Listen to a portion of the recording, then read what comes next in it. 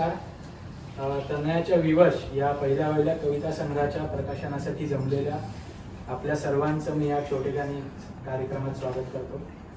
आज आपल्याला या कार्यक्रमाचे प्रमुख पाहुणे म्हणून लाभलेले प्रसिद्ध कवी, गीतकार, गझलकार श्री वैभव जोशी यासोबतच आपल्या आजच्या कार्यक्रमाला तारांगण प्रकाशन संस्थेचे श्री मंदार जोशी, रसिक साहित्याचे श्री शैलेश नांदुरकर आणि संवाद पुणेचे श्री सुनील महाजन हेही आवर्जून उपस्थित आहेत. प्रथम मी आपल्याला आजचे आपले प्रमुख पाहुणे श्री वैभव जोशी यांचा थोडक्यात परिचय करून देतो. श्री वैभव जोशी यांनी आनंदी गोपाळ, मी वसंतराव, केसरी, मनफकिरा, पांघरुण, एबी आणि सीडी यांसारख्या चित्रपटांसाठी गीतलेखन केले. तसेच पाहिलं नाही मी तुला, जय जय स्वामी समर्थ, तेरी लाडली में अशा मालिकांसाठी गीतलेखन केलेले. वैभव सरांचे इर्षाद, सोबतीचा करार, नभाचा प्रवासी, शब्दांची रत्ने, गझलों का खजाना, शायराना यांसारखे कार्यक्रम गाजलेले. आजच्या ऑनलाईन जगतात रारा रंपम, स्पंदन, कोणीतरी आठवण काढतंय यासारखे कार्यक्रम करून रसिकांना घर बसल्या आनंदही त्यांनी दिलेला आहे. त्यांचं मी वगैरे हे पुस्तक प्रसिद्ध आहे. त्यांनी सकाळ वृत्तपत्राच्या सप्तरंग पोरणीसाठी गोष्टी गाण्यांच्या हे सदर तसेच सूर नवा ध्यास नवा या कार्यक्रमाचं लेखनही केलेलं आहे.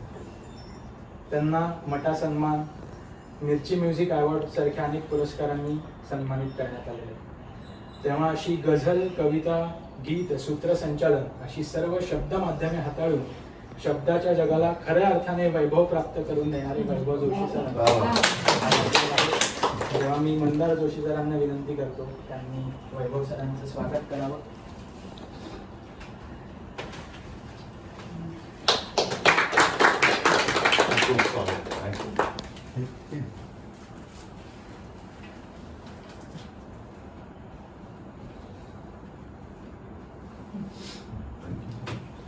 यानंतर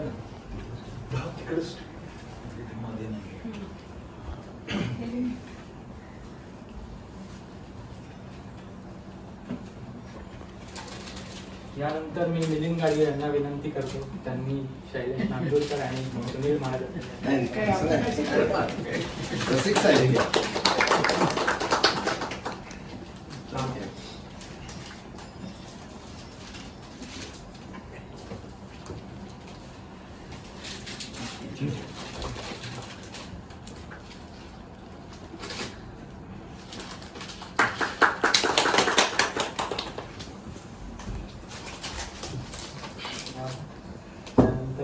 विनंती करतो. या निमित्ताने स्वतः लिहून निवेदन करणार एक निवेदक पण तयार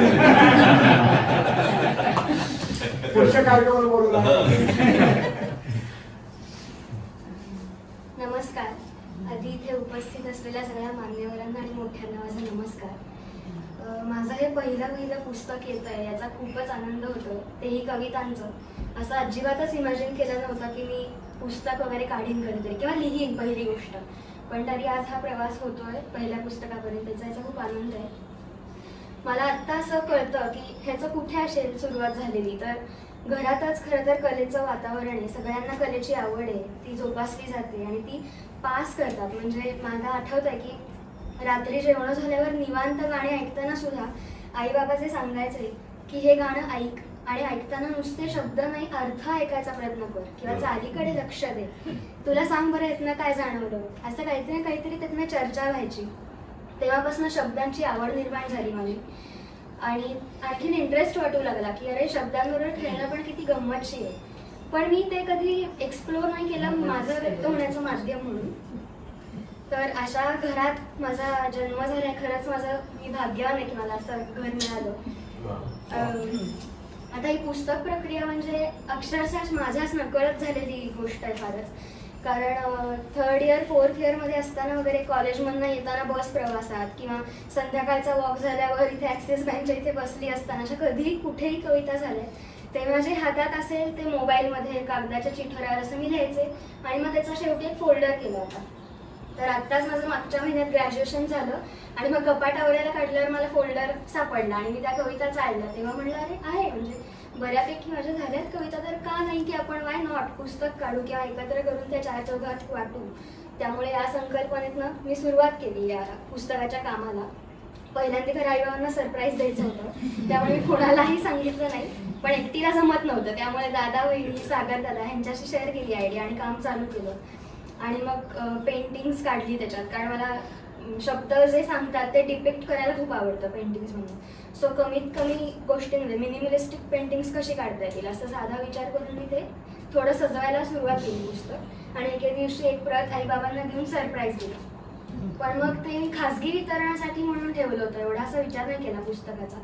पण मग आईबाबा मला जॉईन झाल्यानंतर आम्ही जरा थोडा गांभीर्याने विचार करून प्रकाशन त्याच्यात इन्व्हॉल्व केलं किंवा काही गोष्टी ॲडिशन इम्प्रूव्हमेंट हे करून पुढची जर्नी केली. आणि मग अशा रीतीने आजचं हे पुस्तक घडतंय. आता पुस्तकाचं पहिलं नाव, मला बरेच लोक खरा प्रश्न विचारतात की विवश का किंवा असं टायटल का. तर माझ्या ज्या मी कवितांची निवड केली आहे आहेत माझ्या निसर्गावरच्या कविता, मनावरच्या, पण मी पहिल्यांदी अशा ढंगाच्या कविता निवडल्या की ज्याला कदाचित थोडीशी औदासिन्याची किंवा दुःखाची किंवा हतबलतेची छटा आहे किंवा माझ्या त्या भावनांमधनं त्या कविता निर्माण झालेल्या आहेत. तर मी मध्ये खूप सद्गुरूंचं एक मस्त वाक्य ऐकलं होतं की व्हॉट इज लव्ह, तर love is the most beautiful but unfortunately the most painful thing for most of the people in the world. आणि मला ते इतकं रिलेट झालं, कारण मी स्वतः काही गोष्टी अनुभवत होते किंवा माझ्या जनरेशनमध्ये टीनेजर्स, आम्ही तरुण लोक यांचे आमच्या आत्ताच्या काळातले रिलेशनशिप्स, ब्रेकअप्स हे मी खूप जवळनं अनुभवले. आणि माझी सवयच आहे की मी खूप इन्व्हॉल्व्ह होते त्या सगळ्या गोष्टींमध्ये. त्यामुळे इतरांचेही अनुभव आणि माझे ते माझ्या इतक्या जवळचे होते की त्याचा माझ्यावरही थोडा भावनिक परिणाम व्हायचा किंवा इतर माझ्या फ्रेंड्सवर झालेला परिणाम मी अनुभवला की कशी फरफट होते भावनांची किंवा कोणाकडे व्यक्त करण्यासाठी माणसं नसतात किंवा सांगता येत नाही, त्यामुळे कशी कोणती होते ती मी अनुभवलं. आणि ती माझीही झाली, त्यामुळे ती मलाही व्यक्त करता येत नाही बोलून वगैरे, त्यामुळे मला ते सहज सोपं झालं कवितेतनं व्यक्त करणं. आणि त्यामुळे या सगळ्या गोष्टींनी मला माझाही स्वतःचा एक विश्वास निर्माण झाला की प्रकाशाकडे जायचं असेल तर त्याची वाट अंधारातून जाते. त्यामुळे खरं तर सगळ्या नकारात्मक आपण म्हणतो भावना, पण त्यांना खूप महत्त्वाचं आणि मुख्य स्थान आपण दिलं पाहिजे. आणि खरं तेच फर्स्ट स्थान त्याला, त्यामुळे माझा पहिला संग्रह मी याच वर काढणार असं मी ठरवून टाकलं. त्यामुळे मी तशा ढंगाच्या कविता कलेक्ट केल्या आणि ही प्रक्रिया सुरू झाली.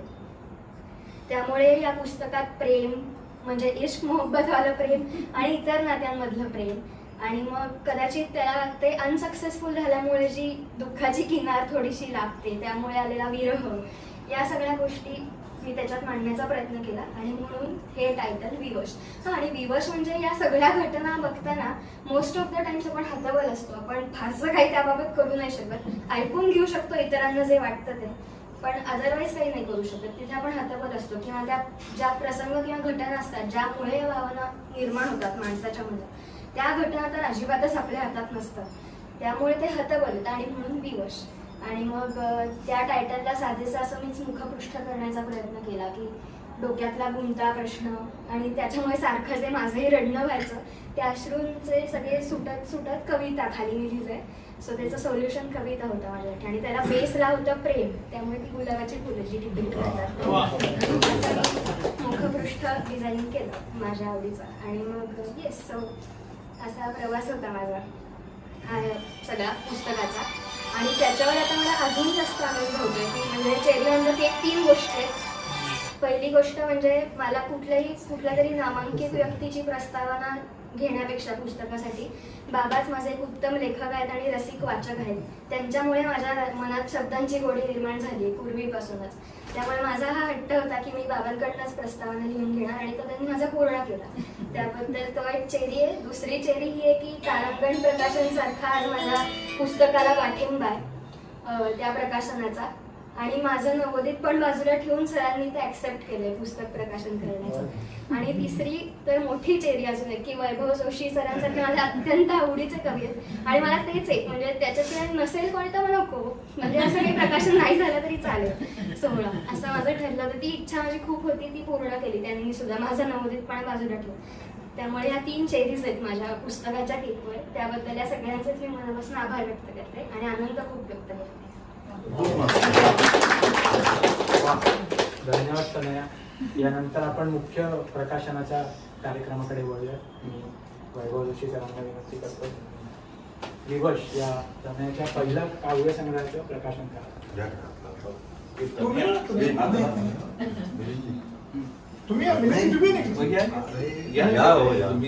पाहिजे. तू पण नाही इकडे हो हो अगदी.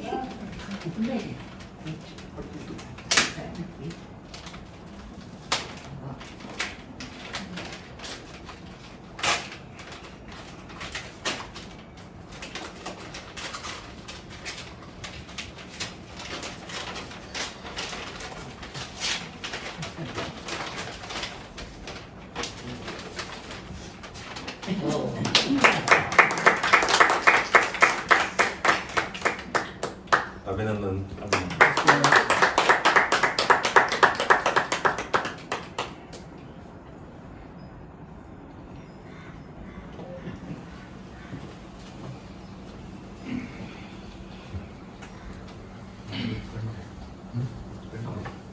धन्यवाद. आता मी मंदार जोशी सरांना विनंती करतो. नमस्कार. तारांगण प्रकाशन तर्फे मी तुम्हा सर्वांचं स्वागत करतो. आज खरंच मला खूप आनंद होतोय. आनंद ह्या गोष्टीसाठी की खूप काही चांगलं आपण वाचकांना देऊ शकतोय, त्याबद्दल मला अधिक आनंद होतोय. आणि हे सुरू कसं झालं ह्याची खूप इंटरेस्टिंग किस्सा आहे. साधारण महिन्याभरापूर्वी मला मिलिंदजींचा फोन आला आणि त्यांनी असं सांगितलं की माझ्या मुलीने एक पुस्तक लिहिलंय आणि ते प्रकाशित करण्याची इच्छा आहे. आता मी गेली जवळपास 25 वर्ष संपादन क्षेत्रात काम करतोय, तेव्हा मला इतके वेगवेगळा कॉन्टेंट माझ्याकडे येत असतो. आणि कविता हा असा प्रकार आहे, वैभव जोशींना त्याची कल्पना असेल, काही अतिशय उत्तम कविता असतात आणि काही फार आपल्याला काही बोलण्यासारखं नसतं त्याच्यात. त्यामुळं ते खूप एक भीतीचं वातावरण असतं की हे नेमकं काय आता आपल्या समोर येतं. पण मिलिंदजींशी माझे संबंध खूप चांगले आहेत आणि मुळात त्यांनी तारांगणमध्ये लिहिलंय, ते एक लेखक म्हणून खूप उत्तम आहेत. त्यामुळे त्यांच्या मुलीचं जे काही ते माझ्याकडे पाठवणार आहेत ते चांगलं असेल असं मला आधीच वाटलं होतं. त्यानुसार त्यांनी मला पाठवलं. ते पाठवण्याच्या आधी मी त्यांना काही त्यांनी मला विचारलं होतं की प्रकाशनाची पद्धत काय असते, काय काय टप्पे असतात. म्हणून मग मी त्यांना काही गायडन्स केला की साधारण पुस्तक कसं असतं, ते कसं असायला पाहिजे, त्याची रचना कशी असायला पाहिजे, त्याचं डिझाईन कसं असायला पाहिजे. पण तुम्हाला आश्चर्य सांगतो, दुसऱ्या दिवशी माझ्याकडे जे पुस्तक आलं ते हेच होतं आणि ते तयार होतं. म्हणजे माझ्या मनात या पुस्तकाबद्दलची जी एक भावना होती ते तसंच आलं होतं.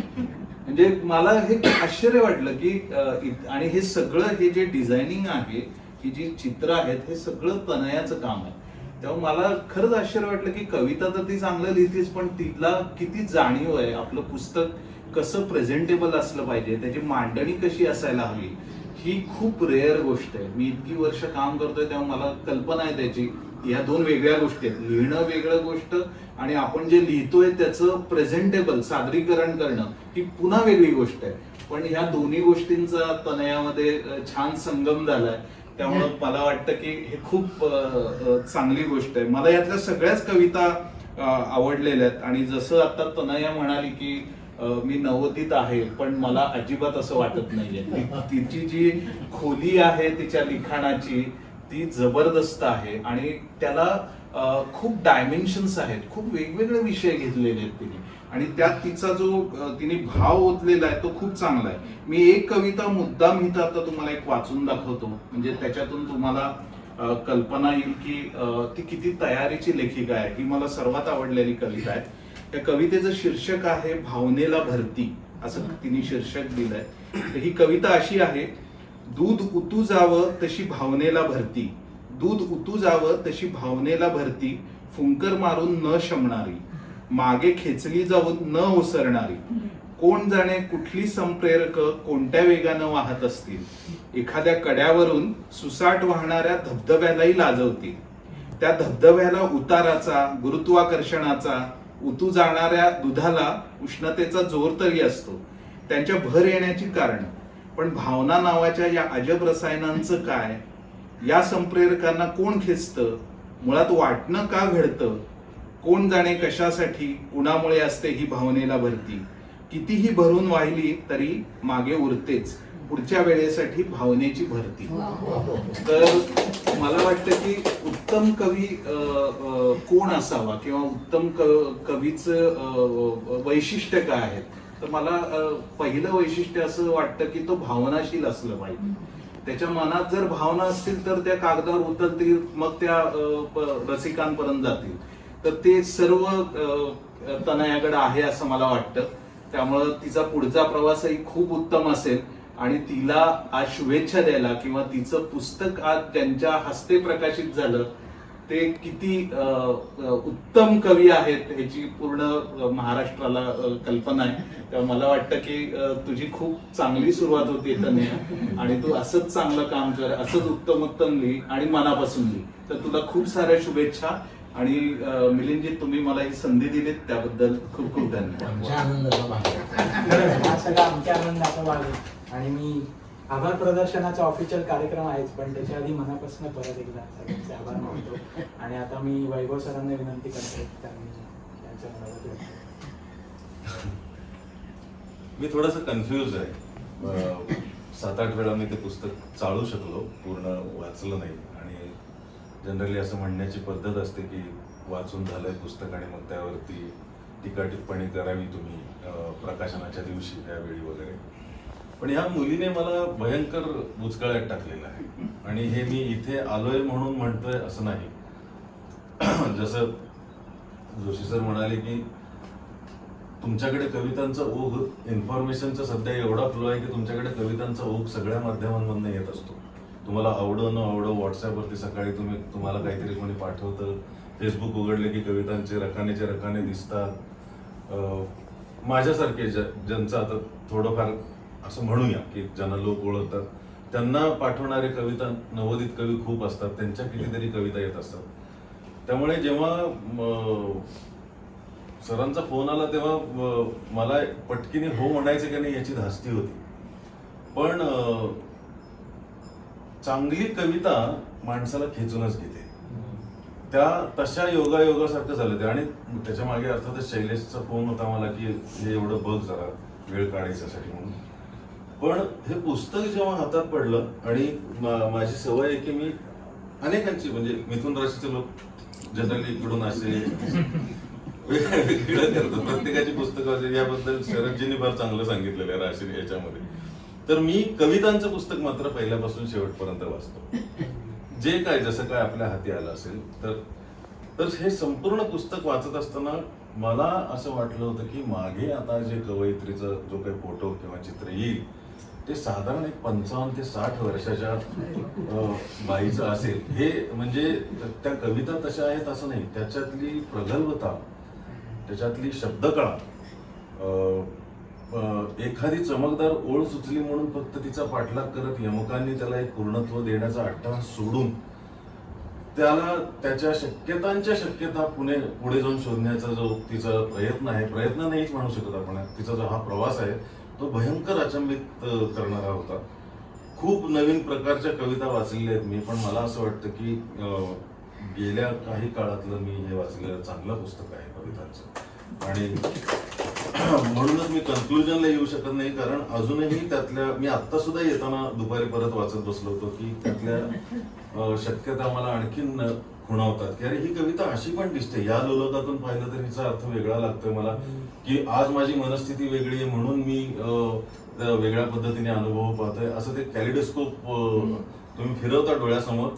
खरं तर तुम्ही पहिल्या तुकड्यापासून सुरुवात करून एक 6 तुकडे झाल्यानंतर पुन्हा त्याच तुकड्यावर येतात, पण तेव्हा त्याची रंगसंगती तशीच नसते, अगदी त्या तुकड्यावर आलात तरी पहिल्या वेळेसारखी. तशी ही कविता परत एकदा फिरून तुम्ही आलात की तुम्हाला वेगळंच काहीतरी दाखवते.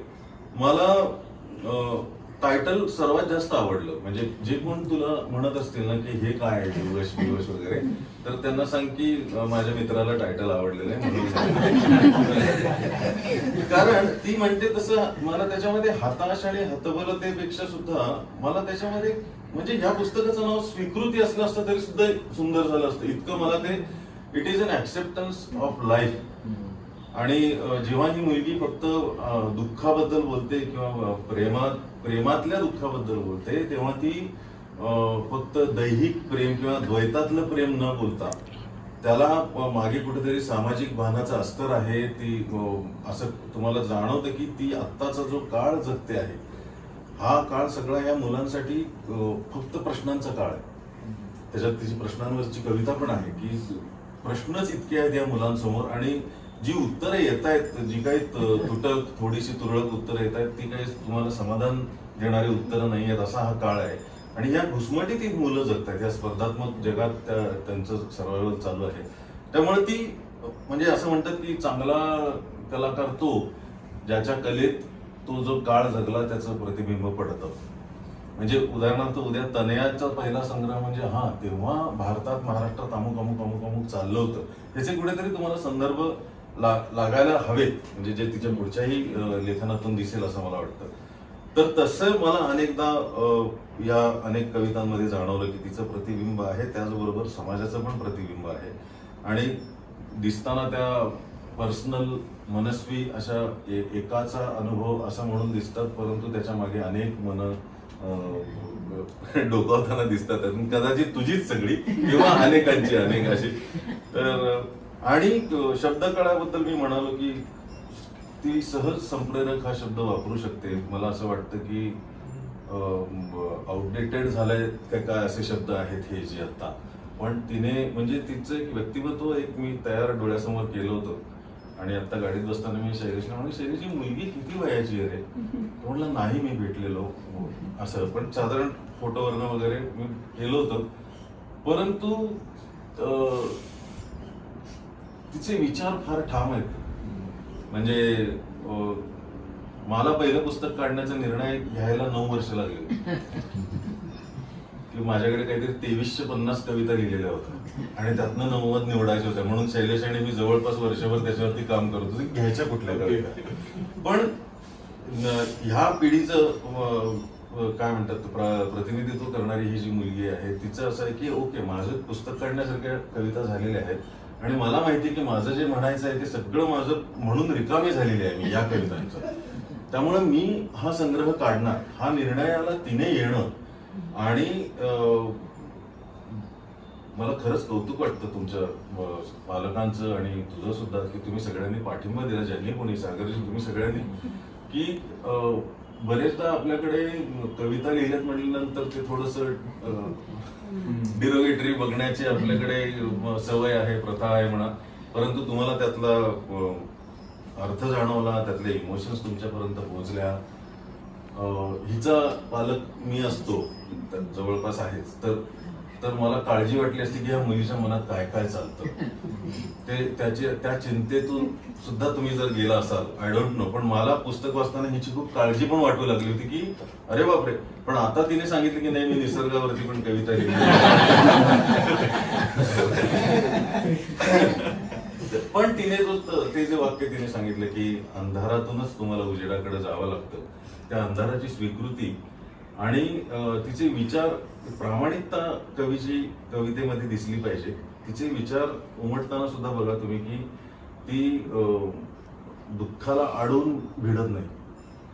ती म्हणते तो माझा घनिष्ठ मित्र आहे, ती दुःखाला मिठी मारते, ती दुःखाशी बोलते.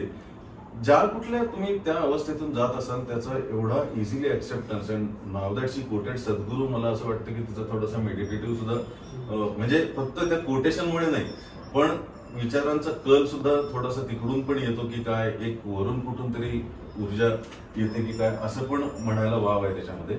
प्रॉबेबली त्याचमुळे हे डावीकडचं पण फार सगळी पानं छान झालेली आहेत. तिच्या चित्रांमध्ये ना खूप रंगीबेरंगी चित्र असलं तरी त्यातलं प्रॉमिनंट तुम्हाला काळा रंग दिसतो. तिने आता ते म्हणजे सबकॉन्शियसली झालंय की काय मला माहिती नाही, पण even if she drawing a beautiful flower, तुम्हाला बघा तुमचं लक्ष जातं ह्या पहिल्या ठळक काळ्याकडे. असं प्रत्येक चित्रात आहे. मी कितीतरी वेळ हे चित्र बघत बसलो होतो आणि तू कवितांचा आणि इकडे काय संबंध आहे याचा. त्याचबरोबर फक्त पद्य लिहिल असं नाही वाटत, कारण डाव्या बाजूला तिने जे काही मुक्तक म्हणा किंवा विचार म्हणून तिचे जे मांडलेले आहेत त्या कवितेला पूरक तर आहेतच, परंतु त्याचं स्वतंत्र सुद्धा एक अस्तित्व आहे, मृत्यूवरचं भाष्य आहे, अनेक गोष्टींवरती भाष्य आहे तिचं. आपलं स्थान लोकांच्या आयुष्यामध्ये काय याबद्दल तिने भाष्य केलेलं आहे. तर मला असं वाटतं की खूप कमी वयात तिचा आयुष्य कळण्याचा प्रवास चांगल्या मार्गाने सुरू झालेला आहे. आणि ॲज अ सेड ही कविता टिकेल असं मला वाटतं. बऱ्याचशा कविता येतात, काही लोकाभिमुख असतात, पॉप्युलिस्टिक असतात आणि शब्दांची कारागिरी असते, त्याच्यामध्ये मनोरंजन करतात क्षणभर आणि आळवावरच्या थेंबासारखे निघून जातात. पण मला असं वाटतं की तुम्हाला जसं तुम्ही आई वडिलांना वेळ देता, गुरुजनांना वेळ देता, आपल्या मुलांना वेळ देता, आपल्या देवाला वेळ देता, आपल्या टीव्हीला वेळ देता, आपल्या मोबाईलला वेळ देता, तसं हे पुस्तक तुम्ही हातात घेतल्यानंतर ह्या कवितांना तुम्ही वेळ द्यायला हवा.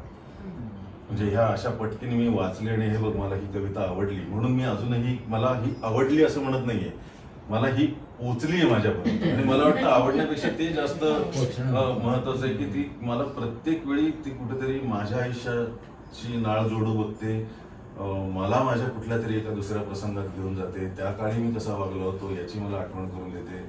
एवढंच नाही करत, फक्त तिथपर्यंत नेत नाही तर त्याच्या पुढची दिशा देते की कदाचित मी ही जसं वागते आहे तसं ही कविता जशी वागते आहे तसं वागू शकलो असतं ते काय.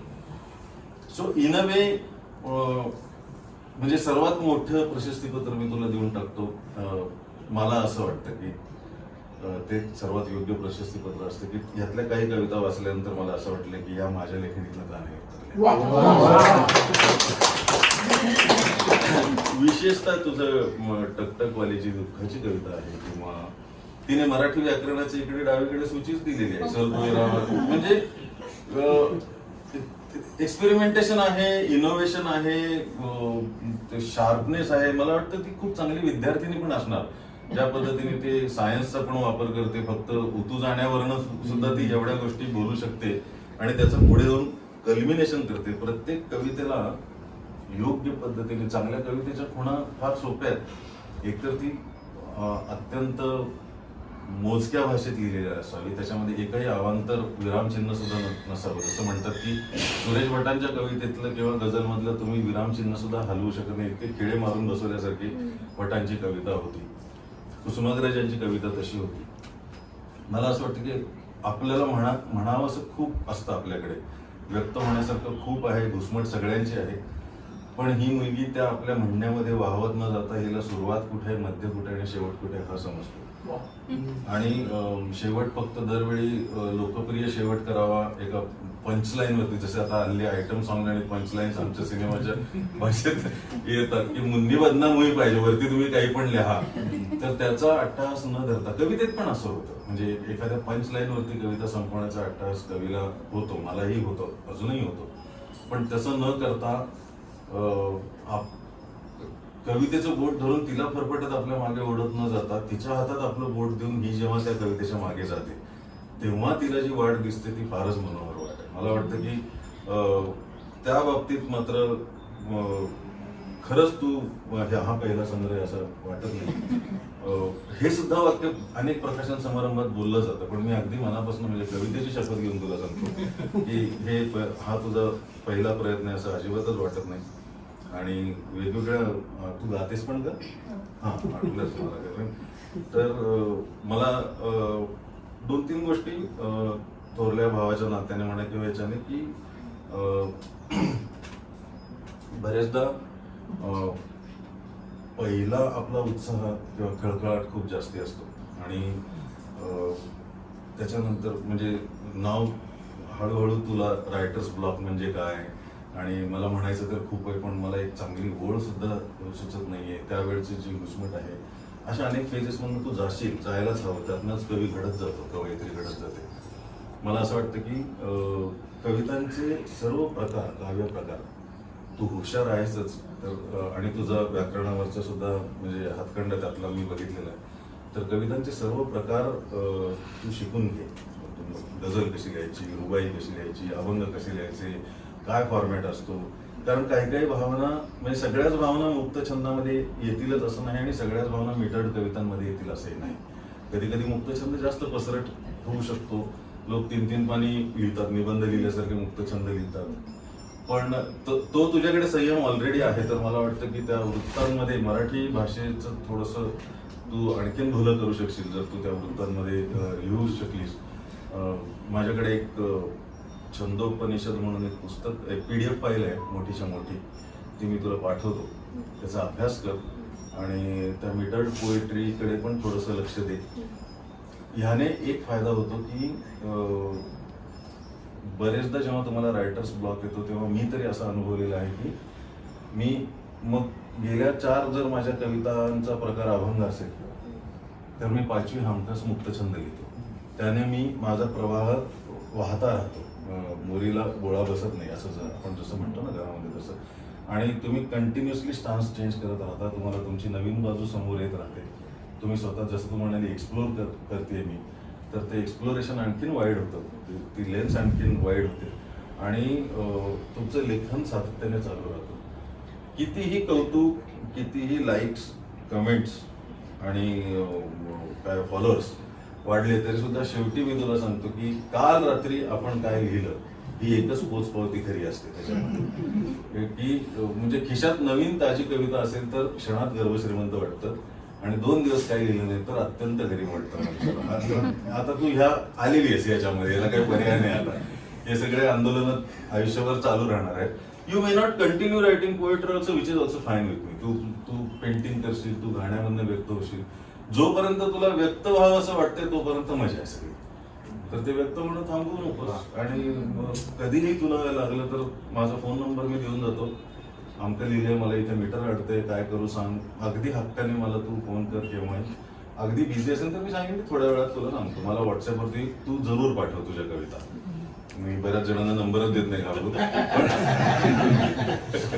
पण तू जरूर पाठव मला. माझी जर तुला काही मदत होऊ शकली या सगळ्या प्रवासामध्ये तर खरं तर ते माझ्यासाठी जास्त समाधानाचं असणार आहे. खूप नवीन मुलं येतात, लिहितात, पण अशा कुठल्या तरी समारंभाला मी असं म्हणणार नाही की प्रमुख पाहुणा वगैरे, पण मी निदान उपस्थिती लावू शकलो आणि याबद्दल थोडंफार माझं मत व्यक्त करू शकलो. मी परत वाचून तुझ्याशी तुझ्या कवितांबद्दल बोलेन, पण तेच मला आज माझ्यासाठी मोठी गोष्ट आहे. त्यामुळे मलाही खूप धमाका मनोरंजनाचा आपल्या घरात तारांगण चॅनल लाईक करा, सबस्क्राईब करा आणि बेल आयकॉनवर क्लिक करा.